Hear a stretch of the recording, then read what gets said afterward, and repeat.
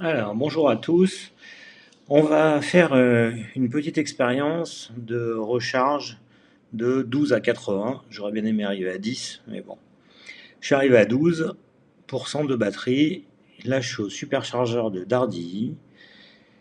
J'ai évidemment préconditionné ma batterie, mais je l'ai préconditionné en gros un peu moins de 20 minutes. Donc, je suis pas sûr que ce soit suffisant, mais bon. On va voir ce que ça donne déjà. Ce qu'on voit déjà, c'est que la courbe de charge augmente bien. Là, je suis à 185, 94, plus de 200. Donc, euh, donc ça monte pas mal. Donc je vais vous expliquer pourquoi je fais ce test. Mais avant tout, j'aimerais remercier les gens qui ont utilisé mon lien de parrainage Tesla. Donc lien que vous pouvez retrouver dans la description, en dessous de la vidéo. Et je les remercie beaucoup parce que les prochaines recharges seront gratuites pour moi. Alors que celle-là, j'ai payé, comme on pourra voir en fin de vidéo. Donc pourquoi j'ai fait ça? Alors, tout simplement parce que je me suis rendu compte déjà de deux choses. Que tous les constructeurs communiquent beaucoup sur leur puissance de charge ou sur des temps de charge du style vous récupérez 100 km en 5 minutes. Ou ah ouais, ma voiture elle charge super vite, j'ai du 250 kW de recharge. Et en fait, euh, on voit que ces 250, on les a pas vraiment tout le temps, hein. Donc là, vous voyez par exemple, là je suis à 144 kWh, alors que, je suis monté à 230 environ, et, euh, et que ma voiture est donnée pour 250 kW. Donc on voit qu'il y a une courbe de charge qui baisse, c'est-à-dire que plus la batterie se remplit, plus la puissance acceptée baisse. Donc ça, ok, on le sait, mais du coup, pourquoi communiquer sur une puissance maxi? Ça sert pas à grand-chose, quoi. C'est juste marketing. Donc ne vous faites pas avoir avec ça. Ce qui est important, c'est de garder une puissance de charge pendant longtemps, quoi. À la rigueur, il vaut mieux avoir une voiture qui a 130 kW de recharge max, mais qui est aussi 130 kW en moyenne, quoi. Ça, ce serait l'idéal, parce que ça irait très vite. Donc ça, c'était la première raison. Et deuxième raison, c'est que j'ai fait des simulations sur automobile propre au niveau des courbes de recharge de la Tesla, et ben c'est pas du tout ce qu'il y a dans cette vidéo, quoi. Là, on a pu voir que quand je suis arrivé au superchargeur, il me fallait 35 minutes pour passer de 12 à 80%. Donc, c'est pas du tout ce que dit Automobile Propre. Et je voulais signaler que donc ça, on est sur ma modèle Y long range, alors qu'avant j'avais une modèle Y propulsion. Et pour passer de 10 à 80%, j'en avais plutôt pour 23 minutes environ, hein. C'était à peu près ça sur les trajets que j'ai faits. Alors que là, il va me falloir plutôt 30-35 minutes.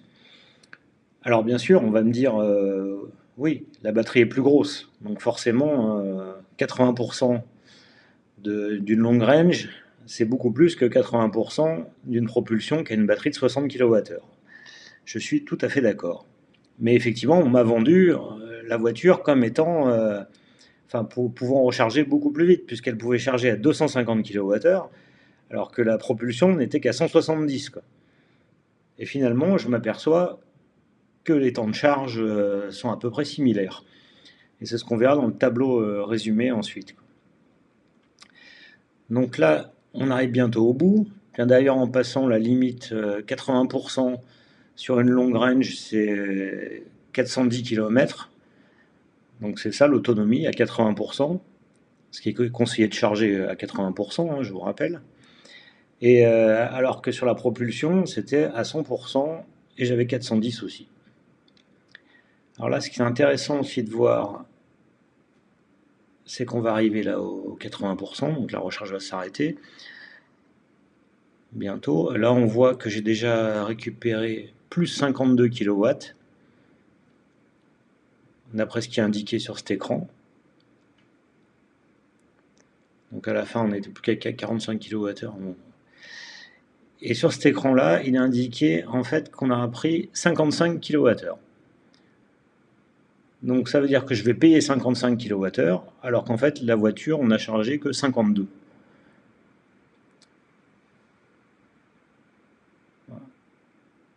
Voilà, exactement, plus 52. Donc en fait, on a eu 3 kWh de perte pour cette recharge,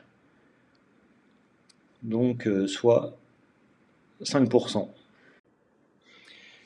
Donc passons au tableau. Donc les chiffres, bon, bah, on voit que le temps de charge c'est 33 minutes, que j'ai récupéré 349 km pendant cette durée, et que j'ai eu un pic au départ à 221 kW qui n'a pas duré très longtemps et que j'ai fini avec 46 kWh quand je suis arrivé à 80%. Donc en calculant, j'ai remarqué qu'on avait une moyenne de 100 kWh donc pour recharger de 12 à 80% avec 5% de perte.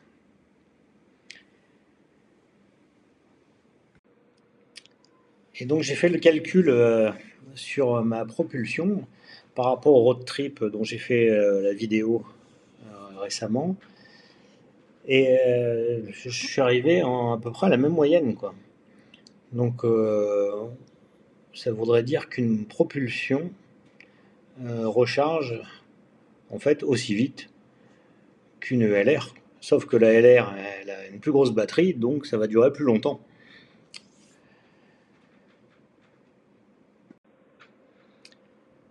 Donc voici à quoi ressemble la courbe de charge. Voilà. Bon, bah ça descend plutôt linéairement, on va dire.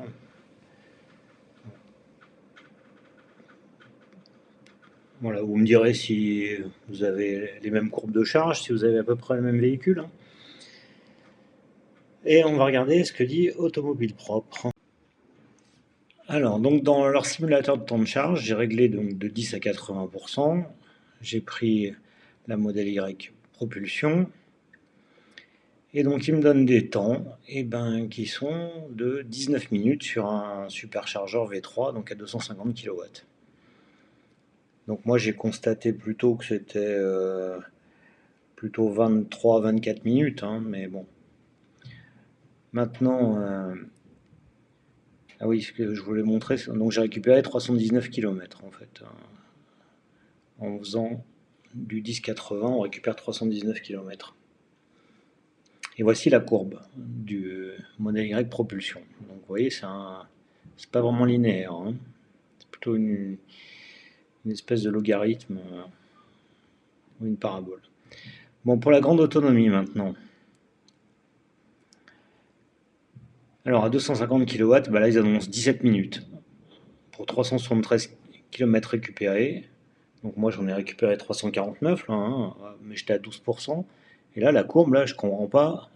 Ils ont un plafond jusqu'à 30%, on serait à 250 quoi. Je sais pas d'où ils sortent ces chiffres. Je comprends pas quoi. Et après effectivement la descente est plutôt linéaire, mais sauf que moi le linéaire il descendait bien avant. Alors peut-être que je n'ai pas assez préconditionné ma batterie. Donc je vais faire un autre test. De toute façon, je vais faire un road trip région lyonnaise, Belgique, en région bruxelloise.